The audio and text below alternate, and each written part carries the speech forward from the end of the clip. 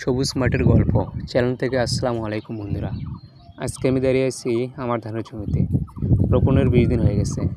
আলহামদুলিল্লাহ ধানগুলো বেশ ভালো অবস্থায় আছে।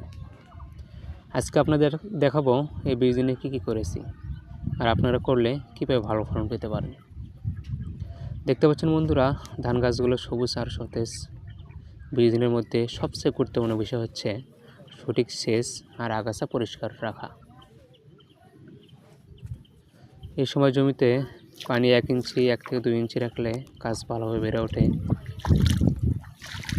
আগাছা থাকলে দ্রুত তুলে ফেলতে হবে, না হলে সার খেয়ে গাছ দুর্বল হয়ে যাবে।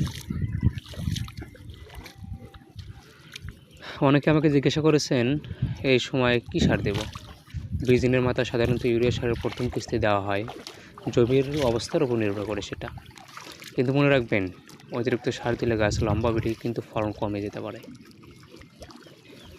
যদি সব কিছু ঠিকঠাকভাবে করতে পারেন তাহলে এই জমি থেকে ভালো ফলন পাওয়া সম্ভব ইনশাল্লাহ। ধান চাষে খরচ কমিয়ে লাভ বাড়াতে হলে সঠিক সময় মতো সেচ আর রোগ দমন অবশ্যই জরুরি।